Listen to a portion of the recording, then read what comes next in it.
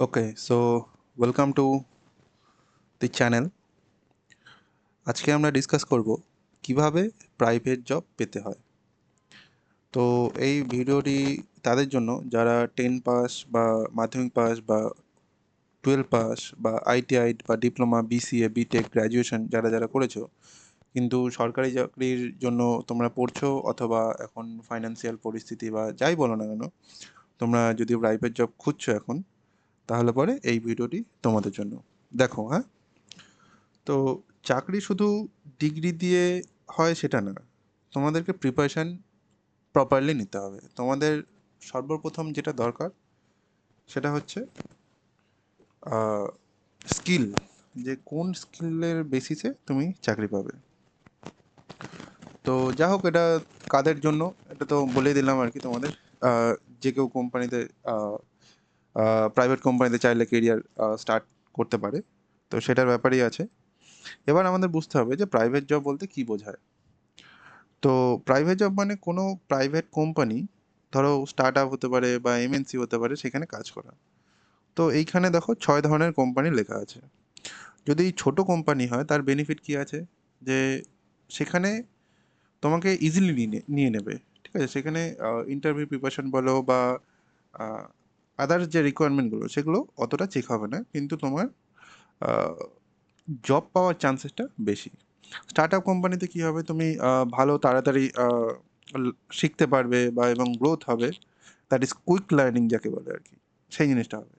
তুমি যদি এমএনসি বা মাল্টি ন্যাশনাল কোম্পানিতে চাকরি করো, সেখানে কী হবে, তোমার প্রতিটা কাজের স্টেপ থাকে। মানে স্টেপ বলতে প্রতিটা, ওই যেহেতু এমএনসি দ্যাট মিন্স বড় কোম্পানি, বড় কোম্পানিতে কী হয় যে প্রতিটা ডিপার্টমেন্ট আলাদা থাকে, আর ডিপার্টমেন্টের প্রতিটা এমপ্লয়ির কাজ আলাদা আলাদা করে ডিভাইড করা থাকে।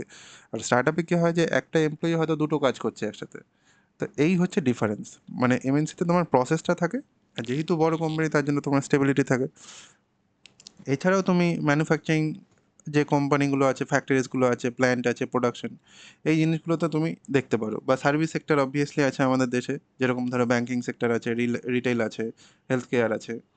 আর অ্যালং উইথ দ্যাট তুমি কনসালটেন্সিতে কাজ করতে পারো, ক্লায়েন্ট ওয়ার্ক বা স্কিল গ্রোথ হিসাবে। মানে কনসালটেন্সি বা এজেন্সি মানে যারা ধরো অন্য কারো থেকে কাজ নিয়ে সেই এজেন্সি দিয়ে, মানে নিজেরা কাজ করে নিজেরাই কিছুজন মিলে হয়তো তোমার প্রজেক্টটা কমপ্লিট করে দিলো। সো আমরা এই ধরনের কোম্পানিকে কনসালটেন্সি বলে থাকি। তো তোমাকে সর্বপ্রথম কী করতে হবে, যে স্কিল বাড়াতে হবে। এবার আমরা দেখব যে কোন কোন ইন্ডাস্ট্রিতে চাকরি আছে। তুমি যদি আইটিতে হয়ে থাকো তাহলে আইটির কাজ করতে পারো, বা যেরকমটা বললাম ম্যানুফ্যাকচারিংয়ে কাজ করতে পারো, ইলেকট্রিক্যালে কাজ করতে পারো, electronics, automobile, construction, health care, banking এবং ফাইন্যান্স, রিটেল, লজিস্টিক্স, এডুকেশন মানে টিচিং সেক্টর বলছি। আর সেলস অ্যান্ড মার্কেটিং তো সব কিছুর জন্যই লাগে। তুমি আইটিতে গেলেও সেলস অ্যান্ড মার্কেটিং পাবে, বা electrical, electronics, teaching, health care, সব জায়গায় সেলস অ্যান্ড মার্কেটিং ছাড়া কিছু হয় না। এবার এখান থেকে তোমাকে একটা সেক্টর চুজ করতে হবে, যে তুমি কোন সেক্টরের জন্য কাজ করতে চাও। এবার আমরা দেখব যে কোম্পানি আসলে কি কি দেখে। কোম্পানি সবসময় দেখবে মেইন যেটা জিনিস সেটা হচ্ছে স্কিল। মানে সাপোজ তুমি সেলস অ্যান্ড মার্কেটিংয়ে গেছো কিন্তু তুমি সেল করতে পারছো না, তাহলে হবে না। তুমি কোনো কিছু মেনটেন্যান্সের জন্য গেছো, যে হয়তো কথার কথা তুমি কিছু ঠিক করার জন্য গেছো কিন্তু তুমি ঠিক করতে পারছো না, তাহলে হবে না। তোমার পার্টিকুলার ডোমেনে স্কিলটার দরকার। তার সাথে কি দরকার, তোমার কমিউনিকেশন স্কিল দরকার, যে তোমার টিমমেট বা ক্লায়েন্টের সাথে তুমি কি কথা বলতে পারবে।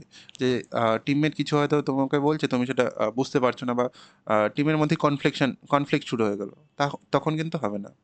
এর সাথে কি দরকার, তোমার দরকার ডিসিপ্লিন, বা তোমার অ্যাটেন্ডেন্স যেটাকে বলে, টাইম অ্যাটেন্ডেন্স, দ্যাট ইজ তোমার ফিক্সড টাইমে ঢোকা, বা ফিক্সড টাইমে মানে তোমার ফিক্সড টাইমে প্রতিদিন তুমি অফিসে যাচ্ছ, এবং রেসপন্সিবিলিটি বলতে তোমার কাজটা কমপ্লিট করে দিয়ে তারপরে তুমি বেরোচ্ছ। এটা হচ্ছে প্রাইভেট জবের ক্ষেত্রে আমরা বুঝি। তোমাকে মনে রাখতে হবে তুমি কোম্পানিতে কাজ করছো, তুমি কোনো, মানে কি বলবো, যে কোনো গভর্নমেন্ট জব বা এই ধরনের কিছু না, কোনো কিছুই ফিক্স না। তোমাকে কোম্পানি ততক্ষণই রাখবে কোম্পানিতে যতক্ষণ কোম্পানির প্রফিট হবে। আর বেনিফিট কী আছে, যে এখানে তুমি নতুন জিনিস শিখতে পারবে তাড়াতাড়ি। আর এখানে অবভিয়াসলি তোমাকে পজিটিভ মাইন্ডসেট হতে হবে এবং প্রফেশনাল বিহেভিয়ার রাখতে হবে। মানে ধরো তুমি কোনো কিছু কিছু হলো মানে কাউকে তোমার হয়তো পছন্দ হয় না, সেখানে তুমি এমন না যে তার সঙ্গে গিয়ে তাকে মানে খারাপ ব্যবহার করে বা কিছু, সবসময় পজিটিভ। তোমাকে কেউ কিছু বাজে কথা বললো, তোমাকে সেটা পজিটিভ মাইন্ডসেটে নিতে হবে যে কোনো কিছু কেউ কিছু বলছে এটা কেন হচ্ছে না, তার মানে এটা না যে তোমাকে সে খারাপ চাইছে। জিনিসটা দেখতে হবে যে কেন হচ্ছে না, সেটা সলিউশন কি, কী করলে হবে। তো জিনিসটা পজিটিভ ওরিয়েন্টেডে ভাবতে হবে। প্রফেশনাল বিহেভিয়ার মানে তো বললামই তোমাকে, প্রফেশনাল বিহেভিয়ার বলতে ধরো সবার সঙ্গে ভদ্রভাবে কথা বলবে, প্রপারলি কথা বলবে। ওখানে খুব বেশি পার্সোনাল হওয়ার দরকার নেই, বাট হ্যাঁ প্রফেশনাল একটু। কারোর সঙ্গে যদি অনেক দিন ধরে কাজ করে, সে কিছুটা তোমাদের মধ্যে কি বলবো, পার্সোনাল টাচ থাকবেই, কিন্তু তাও জিনিসটা প্রফেশনাল রাখার চেষ্টা করবে। আর যেটা মেইন দরকার, আমি আগেও বলেছি যে ডিগ্রি, স্কিল, আর সবার থেকে মেইন কনফিডেন্স। কনফিডেন্স কোথার থেকে আসে? যদি তোমার কাছে ডিগ্রি থাকে, স্কিল থাকে, নলেজ থাকে, কনফিডেন্স অটোমেটিকলি চলে আসবে। ঠিক আছে? তো এবার আমরা দেখব প্রাইভেট জব পাওয়ার 7টি ধাপ। দ্যাট ইজ, তোমাকে প্রথমে ঠিক করতে হবে কোন সেক্টর এ কাজ করবে। মানে এই যে দেখলে তুমি এতগুলো সেক্টর আছে, যে আইটি এবং সফটওয়্যার আছে, sales and marketing, education, health care, কোন সেক্টরের জন্য তোমার ডিগ্রি এবং তুমি এলিজেবল, বা তোমার ইন্টারেস্ট ছাড়া কিন্তু তুমি কাজ করতে পারবে না। তো তোমাকে প্রথমে তোমার ইন্টারেস্ট হিসাবে একটা সেক্টর চুজ করতে হবে। সেই ইন্টারেস্ট অনুসারে তোমায় কী কাজ করবে সেটার উপর তোমার স্কিলটা চুজ করতে হবে। এবার সেই স্কিলের উপরে সাপোজ না তুমি কিছু প্রজেক্ট বানাতে চাও, তো প্রজেক্ট তোমাকে বানাতে হবে, সেখানে প্র্যাকটিক্যাল প্রজেক্ট বানিয়ে সিভিতে তুমি বা রেজিউমেতে তুমি অ্যাড করতে পারো। যদি সেলস অ্যান্ড মার্কেটিং হয়, তো সেখানে তুমি লিখতে পারো যে তুমি কোথায় কোথায় লাইফে কীভাবে কীভাবে সেল করেছো, বা কী কী তোমার পজিটিভ দিক আছে, এক্সট্রা কারিকুলার অ্যাক্টিভিটিস কী আছে, এভাবে তুমি লিখতে পারো। তারপরে তোমাকে বিভিন্ন ধরনের যে জব পোর্টালগুলো আছে সেখানে অ্যাপ্লাই করতে হবে। ইন্টারভিউ আসবে, ইন্টারভিউর জন্য তোমাকে আগের থেকে প্র্যাকটিস করতে হবে। তুমি একটা কাজ করতে পারো, যদি অনলাইন ইন্টারভিউ হয়ে থাকে তাহলে মোবাইলের ফ্রন্ট ক্যামেরা ইউজ করে ইন্টারভিউ প্র্যাকটিস করতে পারো। যেরকম ফ্রন্ট ক্যামেরা দিয়ে ভিডিও মোডটা অন করে তুমি প্র্যাকটিস করতে পারো, অথবা আয়নার সামনে বসে অফলাইনে হলে প্র্যাকটিস করতে পারো। তাহলে তুমি নিজে বুঝতে পারবে যে তুমি কোথায় ভুল করছো না কী হচ্ছে। তো এইভাবে প্র্যাকটিস করার পরে তোমাকে অ্যাপ্লাই করতে হবে। অ্যাপ্লাই করলেই যে হয়ে যাবে সেটা না, তোমাকে এইচআরকে সবসময় লুপে রাখতে হবে, যে ফলো আপ, মানে যে আমার কি হয়ে গেল সিলেকশন, বা এরপরে নেক্সট স্টেপ কী আছে, সবসময় পজিটিভ ওরিয়েন্টেশনে তোমাকে কথা বলতে হবে। তো যদি ইঞ্জিনিয়ারিং ডিগ্রি থাকে তোমার, তাহলে তুমি আইটিতে আসতে পারো। আইটির জন্য প্রোগ্রামিং দরকার, বা ওয়েব ডেভেলপমেন্ট, অ্যাপ ডেভেলপমেন্টে যেতে পারো। গিট, ডেটাবেস, এগুলো তো দরকারই। এআই টুল এখন চলে এসছে, এআই টুল করতে তোমাকে করতে হবে, ইউজ করতে হবে। আর ইলেকট্রিক্যালের জন্য অটোক্যাড তো অনেক দিন ধরেই রয়েছে, পিএলসি স্কাডা, যেটা তোমার অটোমেশনের জন্য এখন ইউজ হচ্ছে বিভিন্ন ম্যানুফ্যাকচারিং ডিপার্টমেন্টে। তারপরে প্যানেল ডিজাইন করতে পারো, বা মেনটেন্যান্সের যে সমস্ত কাজ আছে সেগুলো। তারপরে ইলেকট্রনিক্স হলে পরে PCB machine, embedded system, micro controller, IoT. IoT মানে হচ্ছে ইন্টারনেট অফ থিংস। মানে তোমার ধরো এখন অনেক কোম্পানি বের করেছে যে রিমোট দিয়ে তুমি ফ্যান চালিয়ে দিচ্ছ। তো এবার তোমার আইওটি মানে হচ্ছে তোমার একটা সিঙ্গেল ডিভাইস থাকবে। সাপোজ তুমি কালকে কিছু একটা বানালে, যে মোবাইল দিয়ে তুমি ঘরের AC, washing machine, light, fan সব কিছু কন্ট্রোল করছো। সো সেই জিনিসটাকে আমি বলতে পারি যে আইওটি। ঠিক আছে? এবং যদি নেক্সট ডিপার্টমেন্ট বলি, যে মেকানিক্যাল বা সিভিল হলে অটোক্যাড, বা তোমাদের যে কোয়ালিটি, সাইট ম্যানেজমেন্ট, এস্টিমেশন, কস্টিংয়ের উপরে যে সমস্ত প্রজেক্টগুলো থাকে সেগুলো করতে পারো। এবার হচ্ছে নন টেকনিক্যাল যদি বলি, যেরকমটা আগেই বললাম, লজিস্টিক্স মানে হচ্ছে তোমার যে পার্সেলগুলো যাচ্ছে আসছে, বড় বড় যে সমস্ত ডিল হচ্ছে সেই সমস্ত জায়গায় কাজ আছে। তারপর সেলস অ্যান্ড মার্কেটিংয়ে বললাম যে কমিউনিকেশন, নেগোসিয়েশন, কাস্টমার হ্যান্ডলিং, কীভাবে কাস্টমারকে হ্যান্ডেল করতে হবে, যে কাস্টমার রেগে গেছে, সেখানে তোমাকে, যেহেতু তুমি বিজনেস চালাচ্ছ, চেষ্টা করবে যে মানে কাস্টমার যাতে স্যাটিসফাইড হয়, সেই হিসেবে যা যা স্টেপ নেওয়া দরকার, করণীয় দরকার, তোমায় করতে হবে।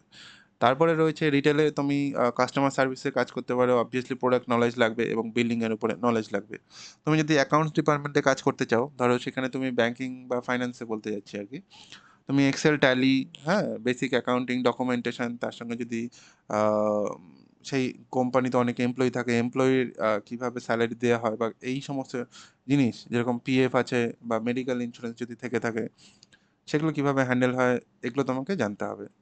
হেলথ কেয়ার ডিপার্টমেন্টে তুমি ফ্রন্ট ডেস্কে কাজ করতে পারো, বা অপারেশন, বা তুমি পেশেন্টকে গাইড করে দিতে পারো। হেলথ কেয়ার ডিপার্টমেন্ট বলতে আমি বড় যে সমস্ত প্রাইভেট ইনস্টিটিউশনগুলো রয়েছে সেগুলোর কথা বলছি, যেহেতু প্রাইভেট কোম্পানির কথা বলছি। তো প্রাইভেট নার্সিং হোম, তাদের কথা বলছি। তারা অনেক সময় দেখবে যে কাস্টমার বলতে কারা, যারা ওখানে পেশেন্ট হিসেবে এসেছে, তাদের পেশেন্ট ফ্যামিলিকে তোমার গাইড করে দাও, এই সমস্ত কাজগুলো। তো সেখানেও দেখবে তোমার হেলথ কেয়ার ডিপার্টমেন্টেও সেই আহ, যারা ক্যাশ নিচ্ছে ক্যাশ দিচ্ছে সেইখানেও তোমার ব্যাংকিং বা ফাইন্যান্স সেক্টরের লোক রয়েছে, বা সেখানেও তোমার ইন্স্যুরেন্সের লোক রয়েছে, যে তুমি যদি ইন্স্যুরেন্সে কাজ করো এখানে কাজ করতে পারো। তারপরে তোমায় কি করতে পারো, তুমি এডুকেশন ফিল্ডে আসতে পারো, টিচিং করতে পারো, বা এখন প্রাইভেট যে সমস্ত অ্যাপগুলো রয়েছে সেখানে অ্যাজ এ কাউন্সিলিং হিসাবে কাউন্সিলর হিসাবে তুমি জয়েন করতে পারো। সেখানে তুমি স্টুডেন্টদের প্রবলেম হলে বা কোনো কোর্স যদি স্টুডেন্ট নিতে চায় তাহলে সেখানে স্টুডেন্ট বা স্টুডেন্টের গার্জিয়ানকে তুমি গাইড করতে পারো। এই ধরনের কাজগুলো করতে পারো। বা অ্যাডমিনের যে কাজ হয়, অ্যাডমিন বলতে যে টোটাল জিনিসটাকে চালিত করে সেই হচ্ছে অ্যাডমিন। তো অ্যাডমিনের কাজ করতে পারো, বা তোমার এখানে আরও যে ব্যাক অফিসে কিছু কাজ হয়, যেরকম ধরো কোনো ডকুমেন্টেশন তৈরি হচ্ছে, তো এইটা যেরকম আমি একটা পিপিটি দিয়ে বানাচ্ছি, ঠিক আছে, এই পিপিটি বানানোর জন্য লোক রয়েছে। পিপিটির জন্য কি করতে হবে, যে তোমাকে টোটাল জিনিসটা, তোমাকে নলেজটা রাখতে হবে। তুমি যদি নলেজ ছাড়া পিপিটি বানাও সেটা হবে না।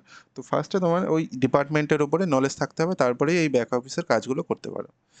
তো এই হচ্ছে ব্যাপার, কমিউনিকেশন লাগবে। তো এগুলো তো তোমাকে বললামই। তো এখানে হচ্ছে রেজুমে, তো সবসময় ও সিঙ্গেল পেজের লাগবে, তুমি দুটো পেজের বানাবে না।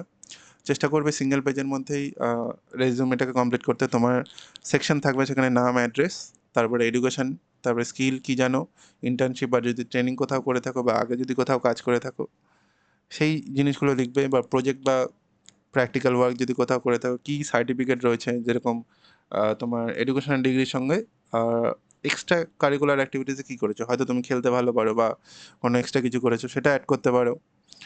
আর অবভিয়াসলি কন্ট্যাক্ট ডিটেলস তো থাকবেই। তুমি কোথায় কোথায় অ্যাপ্লাই করতে পারো, ডিরেক্ট রিক্রুটারকে তুমি সিভি পাঠাতে পারো, যদি কারো চেনা পরিচিত থাকে রেফারেল নিতে পারো। তো অনলাইনে তোমার প্রোফাইল খুলতে পারো, লিঙ্কডইনে বা নকরিতে, ইনডিড। যারা আইটিতে কাজ করে তাদের জন্য গিট হাব রয়েছে, পোর্টফোলিও বানাতে পারো। তো এরই সঙ্গে প্রফেশনাল ইমেল আইডি তো তুমি বানাবে, আর প্রফেশনাল ইমেল আইডি সবসময় নিজের নাম দিয়ে বানাবে। নামের পরে এক দুটো নাম্বার হলে অসুবিধা নেই। কিন্তু এরকম মানে যে raj@rocket abc.com লাইক দিস এরকম বানাবে না। একটা meaningful email should be there, মানে তোমার একটা প্রপার ইমেল অ্যাড্রেস থাকা দরকার। তারপরে হচ্ছে জব কোথা থেকে খুঁজবে, এগুলো হচ্ছে পোর্টালগুলোর নাম, যেরকম সবগুলোই অ্যাপ রয়েছে, তুমি খুঁজে পেতে পারো লিঙ্কডইন, নকরি, ইনডিড, আপনা, ওয়ার্ক ইন্ডিয়া, এই সমস্ত জিনিসগুলো থেকে সবাই যারা যে সমস্ত কোম্পানি রয়েছে বেশিরভাগই এখানে তোমার জব পোস্ট করে, এখান থেকে অ্যাপ্লাই করতে পারো। তো তারপরেই রয়েছে ইন্টারভিউ প্রিপারেশন। তোমাকে যেরকমটা বললাম, ইন্টারভিউয়ের আগে তুমি প্রথমে ইন্ট্রোডাকশন দেবে নিজের। তারপরে কোম্পানির ওপরে অবভিয়াসলি তুমি আগে রিসার্চ করে নেবে, যে যেই কোম্পানিতে যাচ্ছ, তুমি কালকে এক্সাম্পল ওয়াইজ যে কোনো কোম্পানি ধরতে পারো, সেই কোম্পানির উপরে ইন্টারভিউ দিতে যাচ্ছ, কোম্পানির লোক জিজ্ঞেস করলো বলো তো আমাদের কোম্পানি কিসে কাজ করে, তুমি সেটাই জানো না, তাহলে তো হবে না। তো বেসিক রিসার্চগুলো করতে হবে, কোম্পানির ডিটেলসগুলো জানতে হবে, কিসে কাজ করে, কোথায় হেড অফিস ইত্যাদি। আর তার সঙ্গে যেই পোস্টের জন্য যাচ্ছ সেই জব রোলটা তোমাকে বুঝতে হবে। মানে তুমি যদি রিসেপশনিস্টের জন্য যাও, তোমাকে জব রোলটা বুঝে যেতে হবে। এবার যদি তুমি কোনো ডিপ্লোমার পরে কোনো বা এই বিটেকের পরে কোনো জব করতে যাও টেকনিক্যাল কাজ, সেখানে তোমার টেকনিক্যাল কাজটা জানতে হবে, টেকনিক্যালের যে প্র্যাকটিক্যাল কী কী প্রবলেম হয় সেই জিনিসগুলো আগে থেকে জেনে যেতে হবে। এর সঙ্গে সবসময়ের জন্য মেইন ইম্পর্টেন্ট জিনিস ইস বডি ল্যাঙ্গুয়েজ।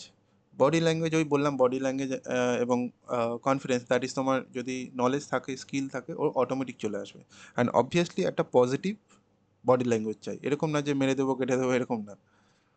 তারই সাথে কী চাই, তুমি যেহেতু ইন্ডিয়াতে কাজ করবে, তো ইংলিশ, হিন্দি আর বেঙ্গলি মাস্ট, বা যে কোনো দুটো তো একদম দরকারি। যেই রিজিয়নে কাজ করবে সেই রিজিয়নের ল্যাঙ্গুয়েজটা জানা দরকার, তাহলে কাজ করতে সুবিধা হয়।